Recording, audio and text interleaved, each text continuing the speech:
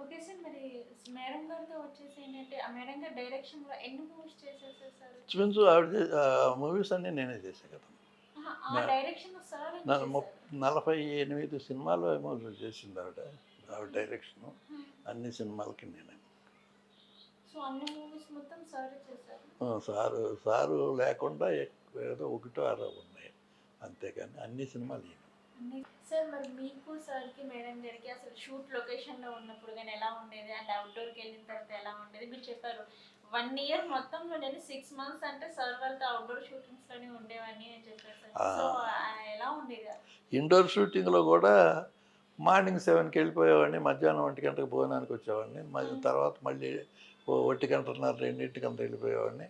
సాయంత్రం దాకా ఉండేసి ఆళ్ళతోటి వచ్చేవాడిని. ఇంచుమించు నా వైఫ్ తోటి గడిపిన దానికంటే వాళ్ళతోటి ఫ్యామిలీతోటి గడిపిన దానికంటే ఆళ్ళతోటే గడిపింది ఎక్కువ. సో, ఆఫ్టర్‌నూన్ లంచ్ కూడా సార్ వాళ్ళే తెప్పించేవాళ్ళా సా సార్? మేడం గారు ఎక్కడున్నా హ్మ్.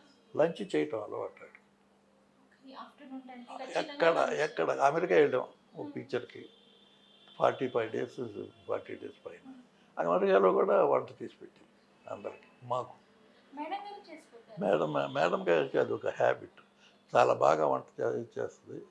ఆయన్ని బాగా చూసుకునేది. ఆయనతో పాటు నేను హ్మ్. ఎక్కడున్నా నేను కలిసి తినేవాళ్ళం. ఏదన్నా అవుట్‌డోర్ షూటింగ్ ఊటీ, గీటీ ఎక్కడికి వెళ్ళినప్పుడు హ్మ్. మధ్యాహ్నం భోజనం క్యారియర్‌లో కూడా నాకు, ఆయనకి పంపించేది. ఓకే. ఆవిడకి షూటింగ్ లేకపోతే బయట సినిమాలైతే. హ్మ్. అలా అంత ఇదిగా ఆప్యాయతగా కలిసి ఉండేవాళ్ళం. ఓకే. సార్ మీకెలా అనిపించింది ఫస్ట్ సార్‌తో నేను సార్‌కి పర్సనల్ మేకప్ మ్యాన్‌గా చేయాలి అని సార్ మిమ్మల్ని అడిగిన తర్వాత అంటే మిమ్మల్ని అనౌన్స్ చేసిన తర్వాత అసలు మీకెలా అనిపించింది ఆ ఫీలింగ్ అనేది? నేను సాక్షి నుంచి వచ్చిన తర్వాత అసాధ్యుడు పిక్చర్ స్టార్ట్ అయింది. హ్మ్. అసాధ్యుడు పిక్చర్‌కి మా గురువు గారు మేకప్ మ్యాన్ హ్మ్. కుమార్ గారు. హ్మ్. నేను ఆ సాక్షి నుంచి వచ్చాను కదా! వచ్చిన తర్వాత నేను అన్నాను, "గురువుగారు మీరు చేసుకోండి. నేను వేరే చూసుకుంటాను" హ్మ్. అని నేను అన్నా.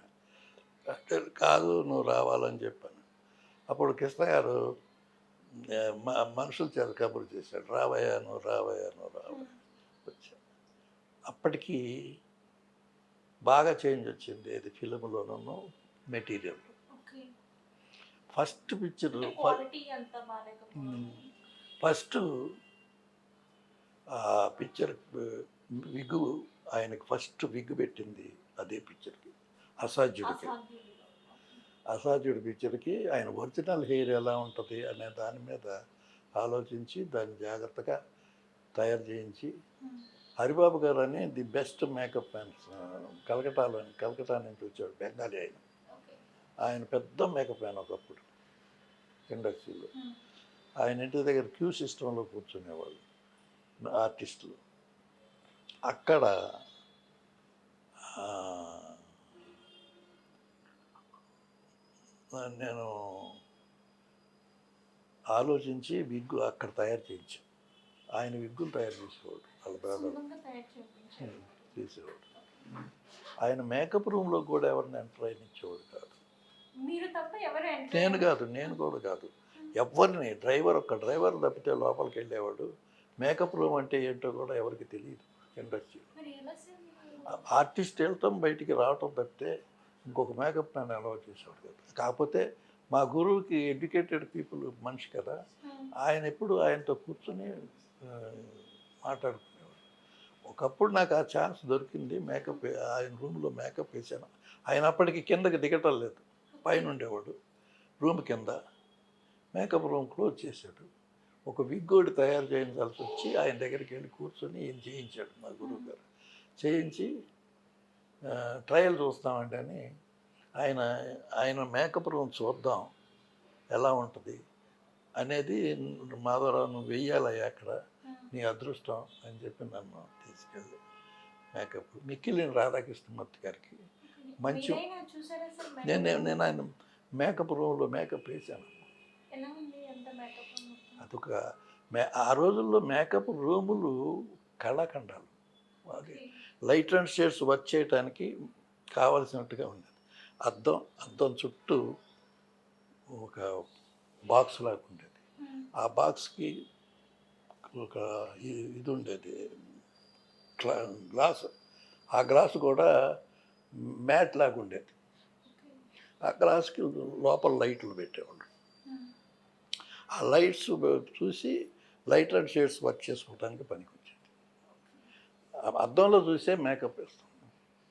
ఫేస్ని చూసి కాదు, అద్దంలో ఫేస్ని చూసి మేకప్ వేసి అద్దంలోనే ఐబ్రో చూసి అద్దంలో చూస్తూనే ఐబ్రో రాసేవాడు. అది గొప్ప టాలెంట్ అమ్మది, ఎవరు చేయలేదు. అది ఆ లైట్ అండ్ షేడ్స్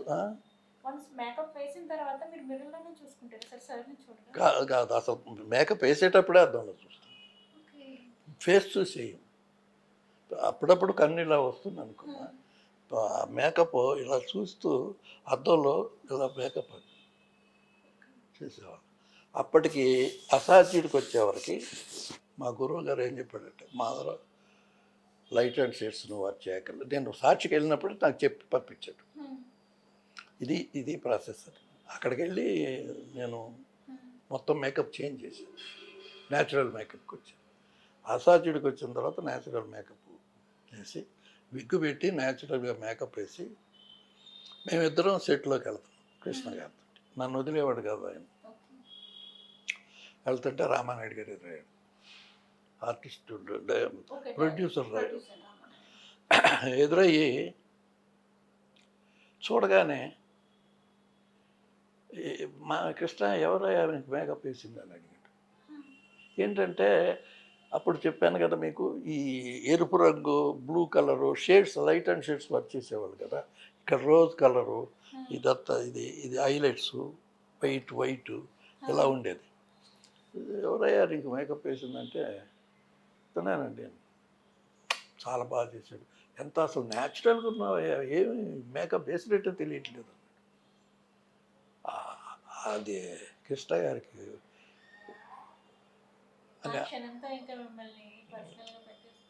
కంటిన్యూ చేయన్నాడు.